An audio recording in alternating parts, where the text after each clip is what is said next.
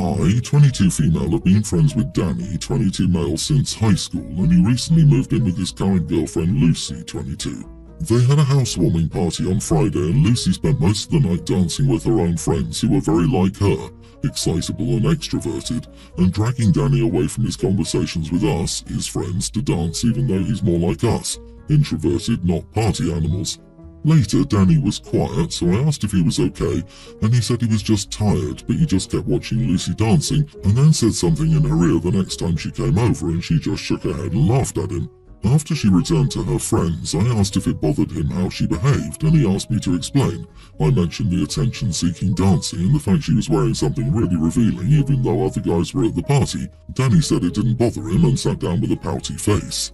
At the end of the night, Lucy sat down with us and started chatting non-stop about how amazing the party had been. I pointed out jokingly Danny obviously wasn't enjoying himself since he looked miserable, and Danny told her I was worried he was jealous because of her outfit. Lucy ruffled his hair, which he hates, and said he was quiet because he loved her outfit so much he couldn't wait for us all to leave so he could drag her to bed. I thought that was completely inappropriate and said to Danny, in that case, I'd leave if she was just going to be disgusting, and Lucy just laughed at me, so I did leave. Today, Danny messaged me saying Lucy wants an apology before I'm allowed back at their home, but when I asked if Lucy will apologize for making me uncomfortable, he said no, she doesn't have anything to be sorry about.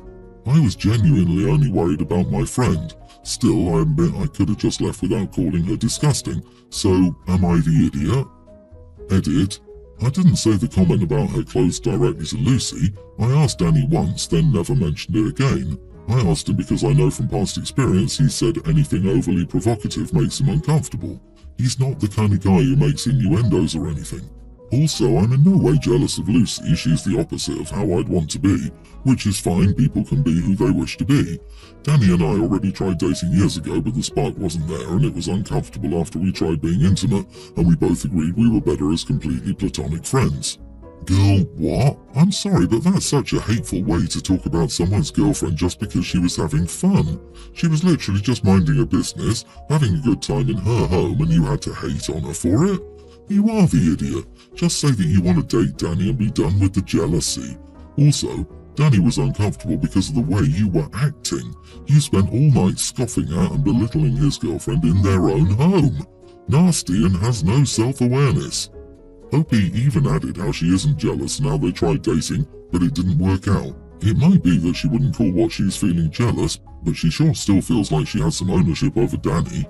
She doesn't like him, but he can't like anyone else. So other women are inappropriate and don't know how he hates it when they mess with his hair. It's not jealousy, it's clearly envy. Opie is envious of how Danny has found someone who makes him happy, she wasn't able to make him happy, and she doesn't have a partner that makes her happy. Opie is trying to put a wedge between the two rather than face facts. I'm willing to bet she got broken up with and wants to convince Danny that Lucy isn't right for him. Instead, she does so while trying to conceal her true motives by passing it off as being concerned for her friend. Of course she failed. Then she doubles down, flails in desperation, and in her genius decides to try her luck with the tried and true task of attempting to convince strangers on the internet that she is concerned for their friend, insulting all of our intelligence.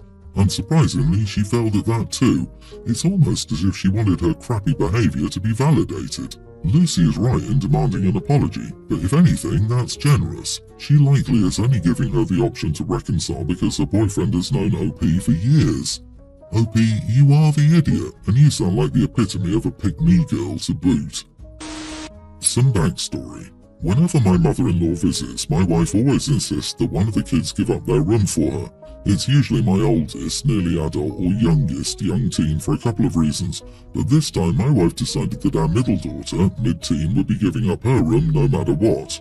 My youngest also has a cat that my middle daughter is scared of. My wife recently told the kids that my mother-in-law is coming to stay with us for 6 weeks and announced that it's our middle daughter's turn to give up her room.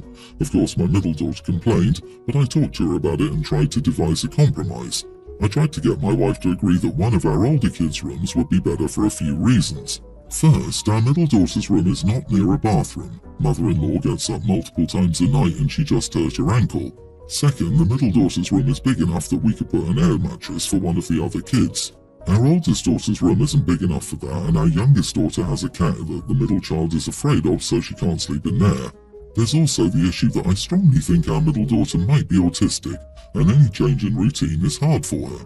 Then I said that if our middle daughter sleeps on the couch, our youngest daughter has to keep the cat in her room at night.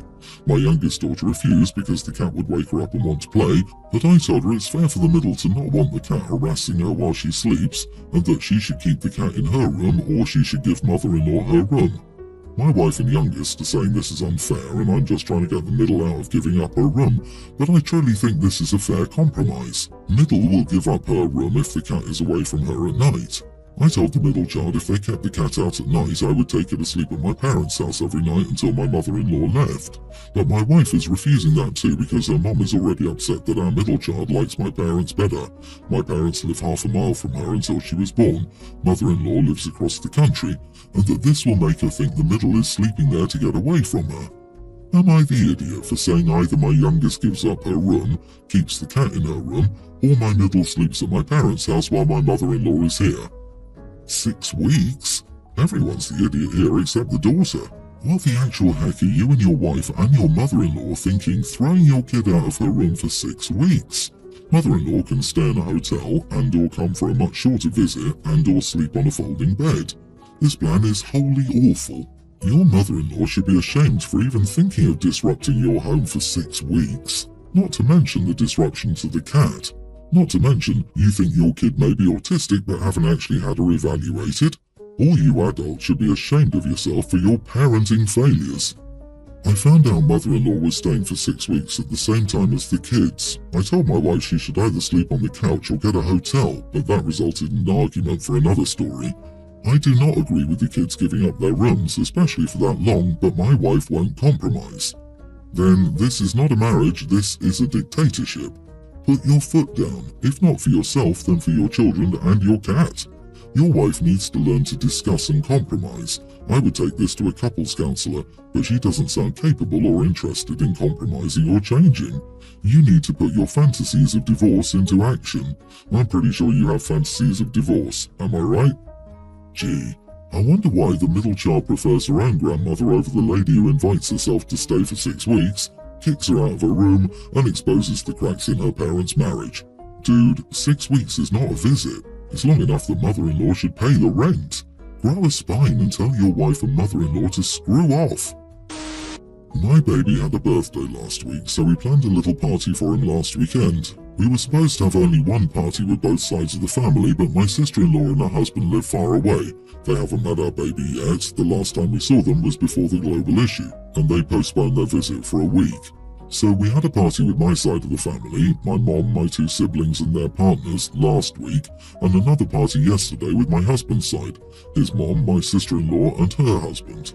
As you can see, it was 2 very small gatherings. Basically, both times we did the same thing. A meal, a cake, they gave gifts to the baby, fawned over him, took 1 billion pictures and videos, and we chatted while the baby napped for half of the party. I'm breastfeeding, so I don't drink at all, and my husband doesn't like alcohol much, so he stops along with me. We didn't even think about buying wine for the parties, because the last time we bought any, it was like 2 years ago. LOL. I thought the party with my family-in-law went well. Everyone was happy until I received a text from my mother-in-law this morning asking me why I didn't serve drinks and saying that neglecting my guests was in poor taste. It seems my sister-in-law is very upset with me because she thinks I was cheap when they came all the way to see us and bring gifts for our baby. To be clear, my husband was the one who planned the second party and he bought sodas and juices because that's what he wanted to buy. I don't know why I'm being blamed. The thing is, not serving wine for a party is rare and weird here, but my family didn't say anything about it, so we just went with the same plan for the second party.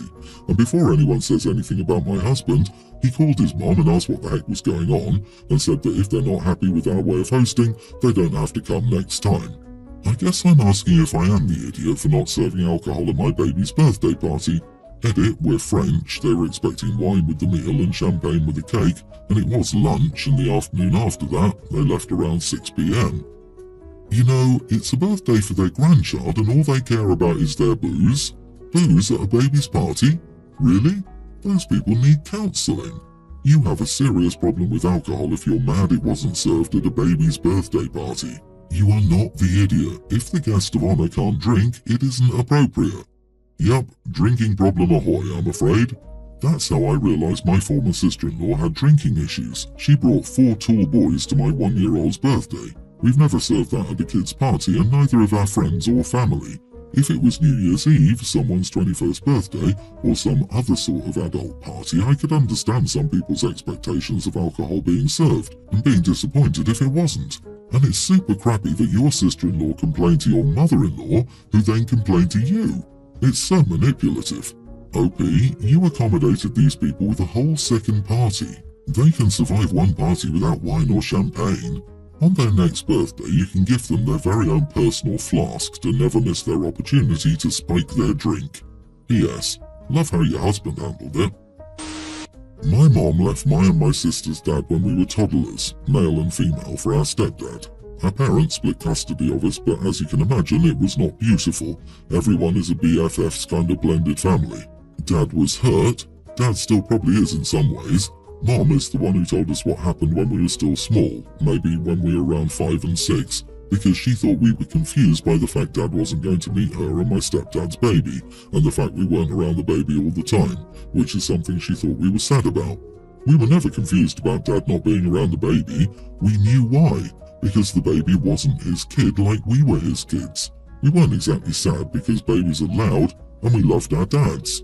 His house had him, we had more outdoor space, and we had kids to play with in the neighborhood. It did more harm than good the way Mom talked about it, because she came across to us like she wanted us to dislike Dad for being mad at her for leaving him for our stepdad. There was a point a year ago too where my sister said she felt like Mum wanted us to say we were glad it happened or something. I got that too, but my sister could put it into words where I couldn't before. My parents don't really talk. I don't think Dad is mad anymore, but he's never going to go out of his way for Mom or our stepdad. I don't think he's wrong about that either. They don't care about his feelings, and our half-siblings aren't any of his concern, so it will never bother me. A couple of years ago, my mom and stepdad got into a car accident while we were all in school. My sister and I were at Dad's that week, so he picked us up from school like normal. I'm still determining who asked or how many different people asked him, but at least one person asked if he could pick up my half-siblings from school when he picked us up. They were in different schools, but they are right next to each other. My dad said no and he didn't take them, but someone communicated badly because my half-siblings were left there, which was an ordeal. My dad ended up being painted as the bad guy. My half-siblings were made very aware that my dad didn't pick them up, and others thought that was wrong. My dad is now spoken about like he owed something and didn't follow through. My stepdad has called him a petty idiot. I'm tired of it, and when my mom and stepdad were complaining about how cruel he was to my half-siblings, I told them my dad didn't owe their kids anything. Given how much my half-siblings speak crap about my dad, they were making them just as entitled as the two of them are. They should never have been told anything and shouldn't think my dad owed them something. They tried to ground me for speaking to them that way, and I told them they were ridiculous and I was so done with them. My mom said I'm the oldest and should be more compassionate and understanding. She also accused me of being like my dad. Am I the idiot? Not the idiot. Your dad is under no obligation to care for your half-siblings. I've lived in 3 different states in the US, and schools have always required at least 2 emergency contacts. The school is at fault for not going to its emergency contact list and calling those people. You simply spoke the truth. Your mom and stepdad don't want to accept any accountability for their roles in what led up to your dad's refusal, so they lash out at you. Would the school release the kids to someone not on the official pickup list? My kid's school wouldn't. Did these people put the dad as an emergency contact without permission? I bet that's what happened. It's not that bizarre if you're as entitled as the mother seems to be. She expects her ex to be totally cool with her and the guy she left him to be with. It's good to be civil towards them, especially with kids involved, but you don't owe them anything. It's like the mother believes she's entitled to stop, start, and define the relationship between her and the father according to her own whims. OP, it's fantastic that you're standing up for your dad. Your mum and stepdad are engaging in behaviours designed to drive a wedge between you and your dad, which is unfair and harmful. And I just take it as a compliment that you're like your dad, because she's implying you're not like her, and she is the person who cheated and broke up a family. My daughter, Teen, has been begging me to buy her a pet, so I bought her a rabbit a couple of weeks ago. She loves it and takes it everywhere with her. The problem started when she went to her mom's home and took the rabbit with her. Apparently, her half-brother is allergic to it. 2 nights ago, my daughter called me and asked me to bring her back home. Apparently, her mom tried to convince her to return the rabbit because of her brother, and they got into an argument over this. When she refused to let her return the rabbit, her mom asked her to send the rabbit to my home and never bring it to her home again, and my daughter told me that she'll go to my house to be with her rabbit then. Yesterday, my ex called me and asked me to bring my daughter back. I told her that my daughter had refused to go there without her rabbit, so unless she let her bring her rabbit, my daughter would stay here. She thinks my daughter and I are both idiots. So, am I the idiot for taking my daughter's side? You are the idiot, not your daughter. You have shared custody. That means the rules in each house apply to only that house. You are entitled to keep the rabbit, but you cannot force your baby's mom to take in that rabbit. It feels like you enjoy using the rabbit to drive a wedge between the two. Did you even consult, or at least give a heads up to the mom? Be an adult. Come on, can we co-parent a little? Leaving the rabbit at your place is a tiny damn compromise. Depending on how allergic the brother is, there are going to be decontamination procedures in place. Not giving the co-parent heads up means that the brother could suffer without understanding why for extended periods. And like, how hard is it to say, hey co-parent, I want to get daughter a rabbit. What are some rules we should have in place for it? Or the daughter could be an evil genius and ask for a rabbit just to take to her mom's because she knew about the allergy and wanted to terrorize her stepbrother and mom and get back to OP's place. OP says, my daughter is very happy to use the rabbit as an excuse to never return there again. I'm just supporting her decision. If that's the case, it's actually very sad that a mom-daughter relationship has reached such a difficult place.